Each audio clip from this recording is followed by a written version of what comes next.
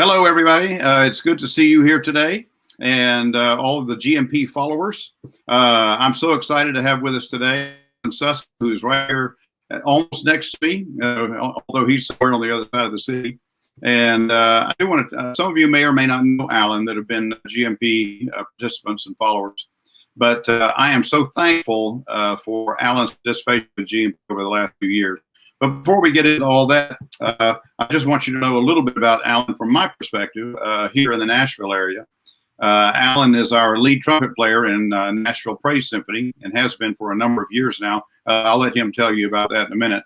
But he's not only a phenomenal trumpet player, he's a Gideon, he's a man of God, a follower of God, and then he's my friend. And I'm really, really thankful for that. Alan, say hello.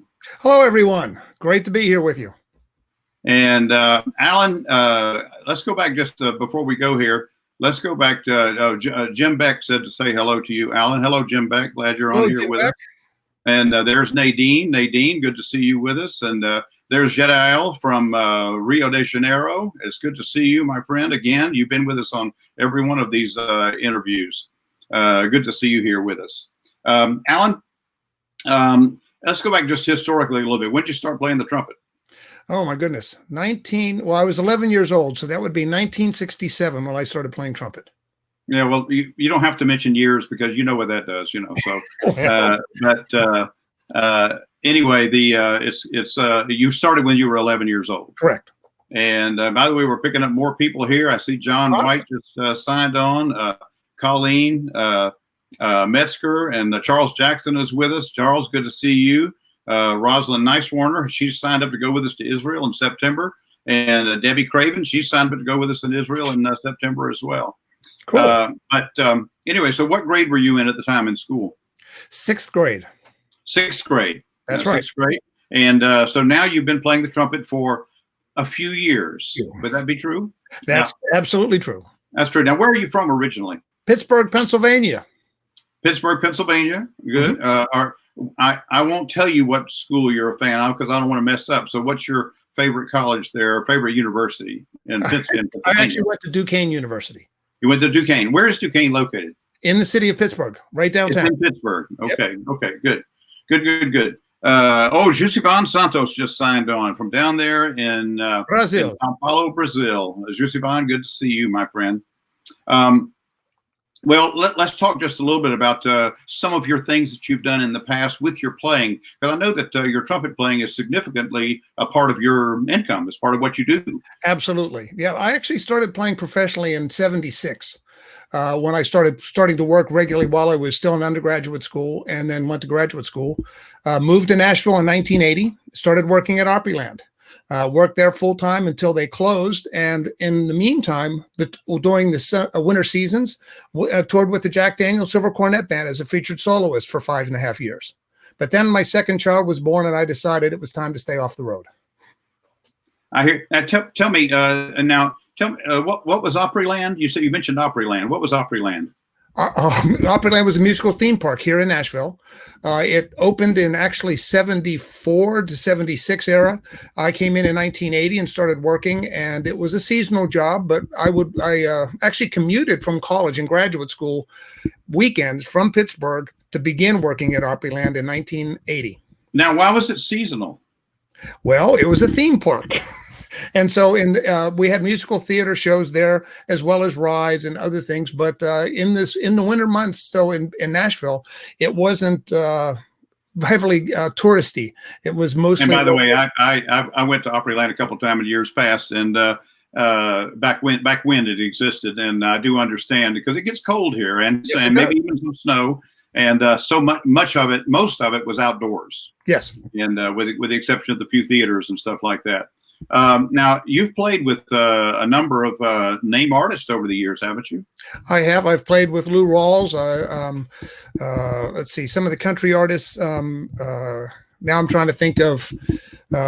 Great. I can't now see my age is coming. No, I've been very fortunate to play with a lot of artists. One of the interesting ones was Donna Summers. I've played with Donna Summers and several other artists. I treat them as I get a call, I go and I play with them and have a great time and then come back. Wait for the next call. Yeah, back in my playing era on the little more of the professional level, many and most of it was in the '70s for me too. Uh-huh. At that for me anyway. You're still playing professionally, but for Yep. me it was back in the '70s, and I did a lot of those pickup shows. You know, I played for Ringling Brothers and Oh for yeah, I've done for the that. rodeo and for Holiday on Ice and for Yes. Disney on Ice Mhm. and all those kind of The things Ice where we Capades played was for. one of them that I played with. Yeah, it was like a weekend kind of a thing, right? You know, Right. it was kind of like a Thursday to Sunday or something like that, and Exactly right. just a show and pick up a few dollars and go And home. you stayed for 2 And, days afterwards. now, Alan, I mentioned that you're a Gideon. Tell me a little bit about that. Well, first of all, I came to know the Lord as a result of a Gideon handing me a copy of God's Word, New Testament, back in 1976. And I'm now a Gideon and president of my camp. And our heart as a Gideon is to see the Word of God reach the hands of every boy and girl, every man and woman around the world. Well, that's awesome, and I have observed you now as a friend and cohort for a number of years, and I've watched you do that as well. And I'm so thankful for your spirit in that.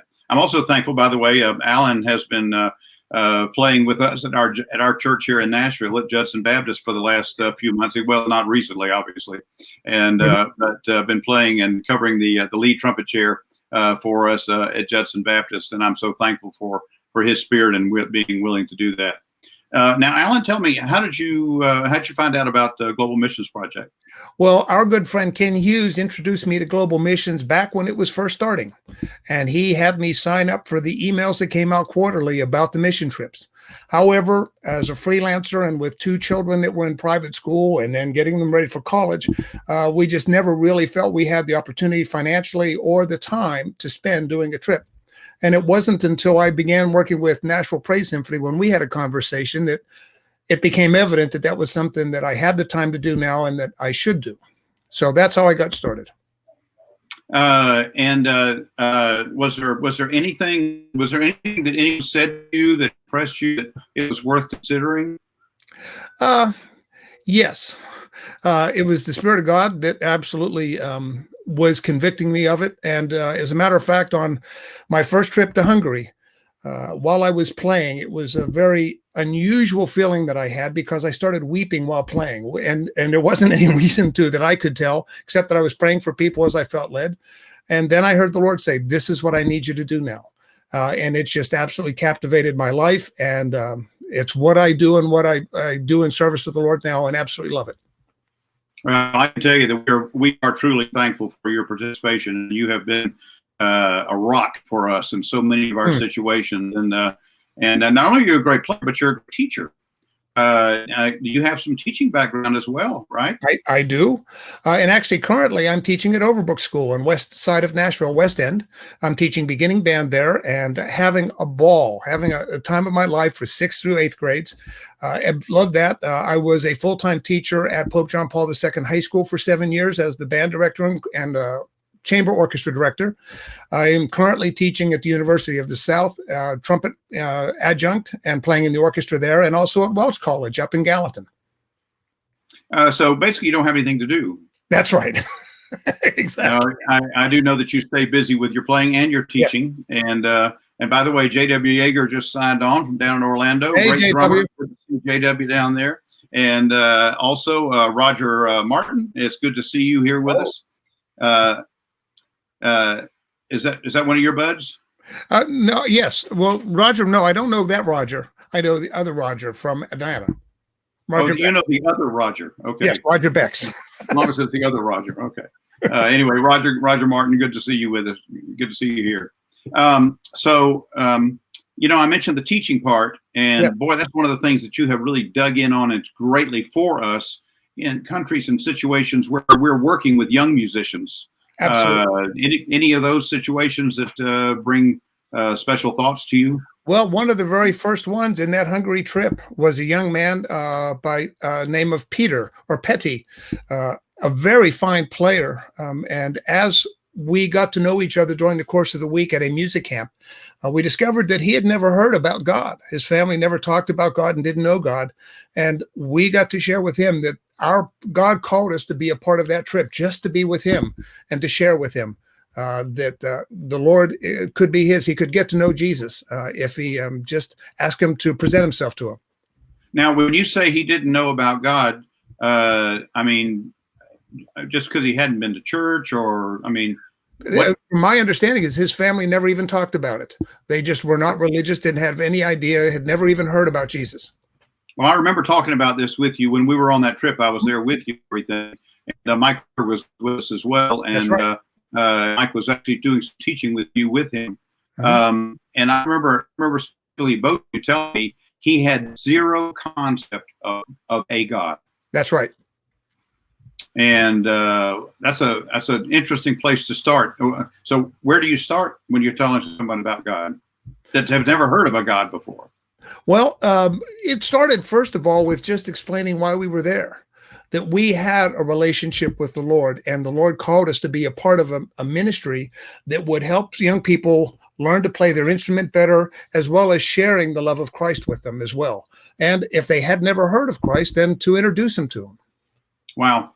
I remember that trip well, and I remember having that young man actually travel with us on the bus a couple of times. Indeed. To other cities, and you having even more of an opportunity to share with him. There was no any other. By the way, Tamara Daniels has just jumped on with us. Oh, Tamara, hi. One of our saxophone players, and awesome. And Carl Benson has jumped on with us too. Good to see you guys.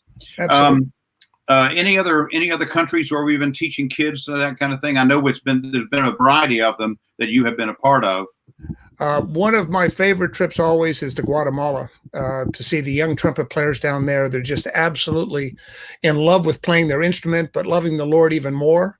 And so I get to share with them and teach them techniques and styles of playing. And being there for now 5 out of 6 years, I've seen them grow tremendously. And that's just absolutely rewarding.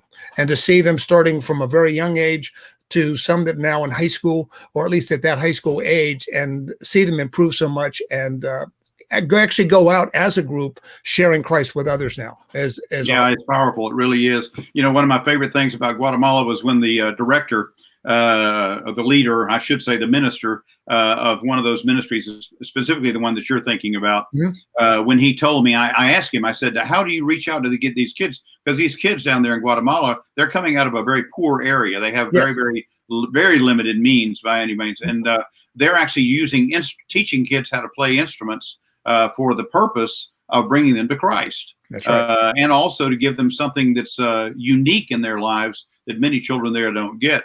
And I asked Manuel, the leader that I'm talking about, I said, so how do you recruit these kids? He said, every instrument that you bring is going to result in a child who knows Jesus Christ. Yeah, that's awesome. And I went, wow, what a great opportunity for us to do that. And we take instruments down there with us every time we go to try and fuel them. I've got a room right now that's been waiting of about 10 instruments, and they're waiting to go to one of these locations to share. Barry Simpson, good to see you, buddy. You just signed on. Hey, Barry. And where is Cindy? That's what I want to know. But the one who stands on her head. Standing on her head. Yeah, that's right. That's right. But Alan, I know you've also had some great teaching opportunities in Portugal and in Russia. Yes. Absolutely. That was actually, the Russian one was interesting to me in a way that we never know who we're going to get a chance to share with and what's going to happen. We, as you like to express, semper gumby, always flexible, be prepared for anything that could happen. I was prepared to do a complete trumpet and brass masterclass, and it turned out that only one person was there, the videographer for that particular conference. But as it turned out, he had very specific questions about playing trombone, and I was able to share with him a lot of personal time that otherwise I would not have been able to share if I had had a lot of people with me. And I knew that was the reason for that particular trip, was to be with him and to help him with his trombone playing. You know, one of the things that we love to do in those workshop situations is find a way to share personal testimony with these students. And that's actually the open door for us, is to use the music as the tool to be able to tell us how God has used music in our lives. That's right. And you have done that on many, many occasions, and I'm thankful. I praise God for that. Alan, we're about out of time here, and Okay. but I'm so thankful that you've been here with us. Do you have any word? And most of the people that have signed on actually talking to us with comments are all people that have traveled with us. But there could be some folks that may be watching that haven't been with us at all, or maybe haven't been recently. Any words of encouragement for them? Go. Go. Trust the Lord. Music opens doors for the gospel that otherwise would never have an opportunity to be opened. And Global Missions Project partners with people that really understand that importance. And just trust the Lord and sign up and go. Well, amen. I'm so thankful for the opportunities we've had over the last 16 years. When was your first trip? 2014, June of 2014. June of 2014. That was the one to Scotland, that was right? actually to Scotland with Johnny Fuller and his group. Right. And in July was the first one I signed up for. How many projects have you been on with us since 2014? 28. Say it one more time. 28. 28 mission projects. And if you hadn't been canceled this summer, that would have been 30.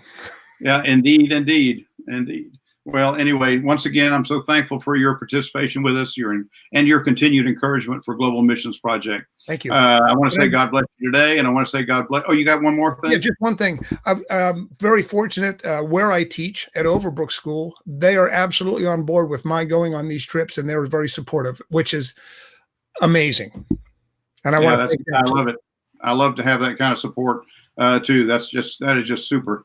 And but anyway, I want to say God bless you, Alan, today, and God bless you to all of our followers that are watching us today. And I hope that I will see many of you soon again on a project. We're praying for this virus to pass and be gone and be done.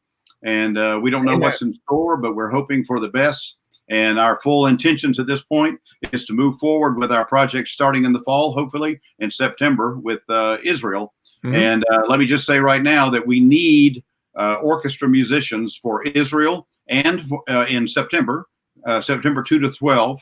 And we need musicians for our orchestra project to Ukraine in October. I don't remember the specific dates right now, but mid-October. Okay. Please look at our site, globalmissionsproject.com, and consider jumping on board with us. We're so thankful to be here with you today. We'll see you again next week. All right, great. Goodbye, everybody.